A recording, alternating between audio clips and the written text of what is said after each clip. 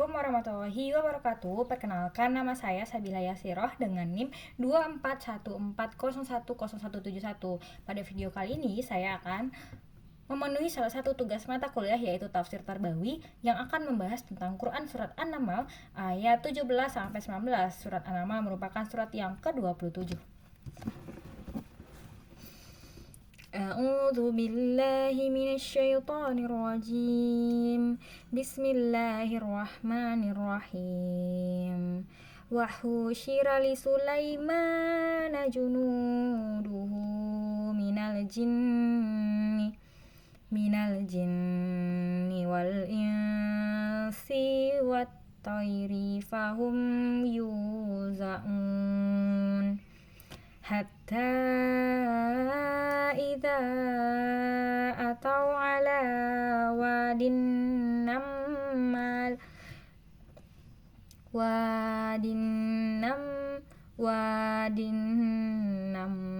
qalat namlatun ya ayyuhan namlu dkhulu masakinakum la yahtimannakum Sulaimanu junuduh wa hum la yash'urun fatabassama dhahikan min qawliha wa qala rabbi auzi'ni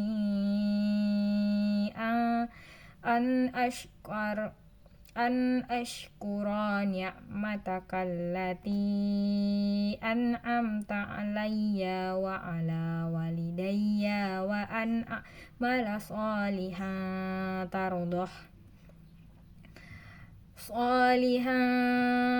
tardahu wa adkhilni birahmatika fi ibadika sholihin.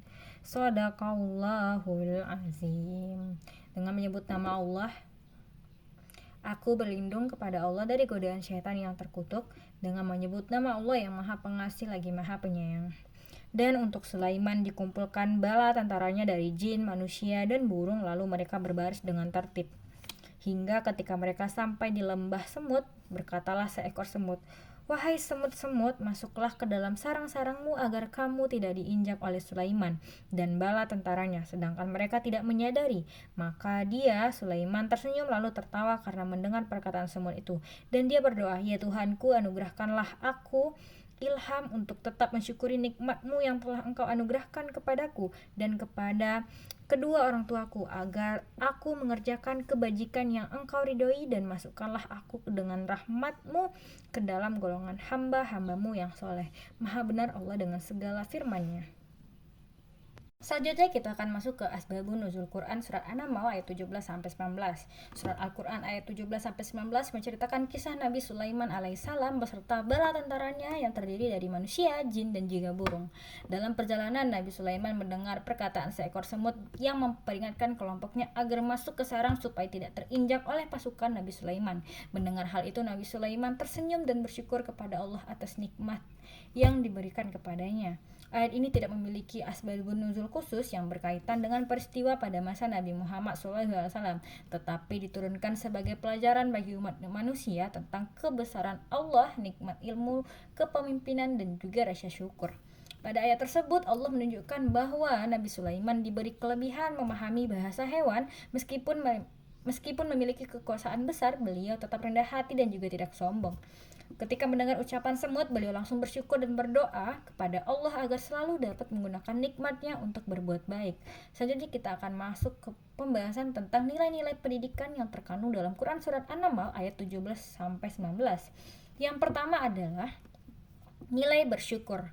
Di sini Nabi Sulaiman mengajarkan kita untuk selalu bersyukur atas nikmat ilmu, kekuasaan, dan juga kemampuan yang telah diberikan oleh Allah Subhanahu wa taala.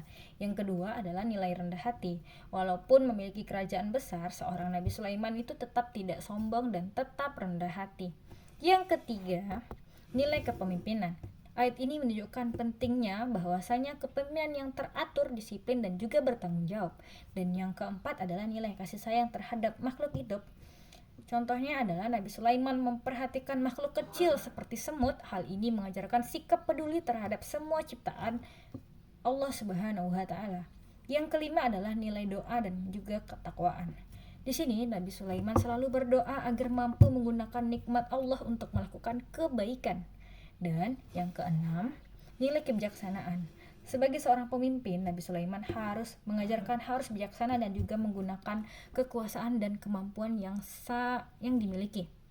Dan yang ketujuh adalah nilai disiplin dan juga kerjasama. Pasukan Nabi Sulaiman tersusun rapi dan juga teratur, mengajarkan pentingnya disiplin dan juga kerjasama di dalam kehidupan sehari-hari. Dan yang terakhir adalah nilai menghargai makhluk lain. Ayat ini mendidik manusia agar tidak meremehkan makhluk sekecil apapun, karena semuanya adalah ciptaan Allah Subhanahu wa taala. Mungkin ini yang dapat saya sampaikan.